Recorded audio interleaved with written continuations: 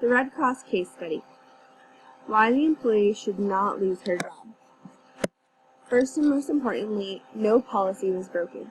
In order to terminate employment, usually a policy or conduct must be broken or the employee's performance must be inadequate to company standards.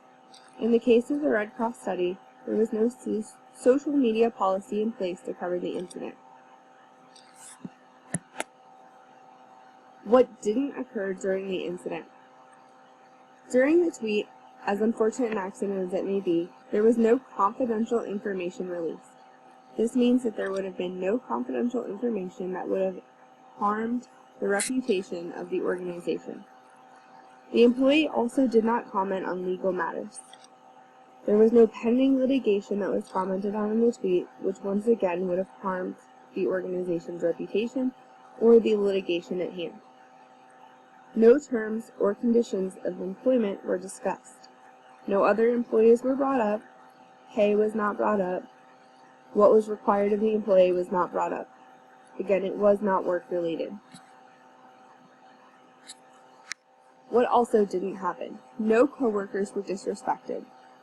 There were no name-calling actions. No remarks made to degrade another coworker. There were no threats of violence. No joking threats of "I will kill you" or "ha ha, I'm going to hurt him if he doesn't get it right next time." No unfriendly tones were used. It was a positive tweet, actually. No racist or sexist comments were used. And no hostile environments were created. The tweet was not intended to hurt anybody. The tweet was not intended to make anybody upset, nor was it intended to make fun of anybody, harass anybody, or genuinely make them feel uncomfortable at work. All of these, under normal circumstances, would be grounds for at least talking to, if not termination. In most situations, this would all be included in a company's social media policy. The same way as a code of conduct works for inside the workplace, it's a code of conduct for outside the workplace.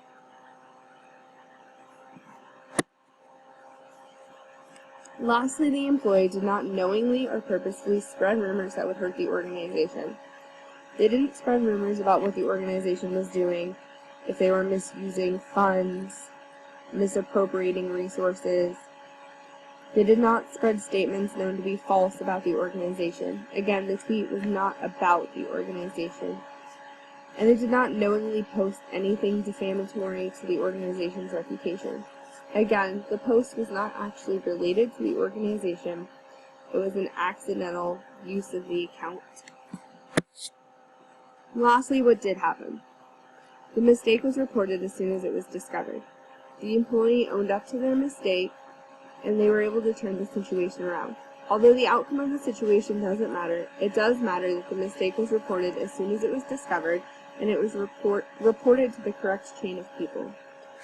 This gives the employee the chance to take responsibility for their actions. For most employers, it's incredibly important that their employees take responsibility for their actions, and that's exactly what happened in this case. Again, the employee wasn't out to hurt anybody, wasn't out to cause harm to the Red Cross. They were out to post a funny tweet from their personal account, and unfortunately made a grave mistake and posted to the company's account.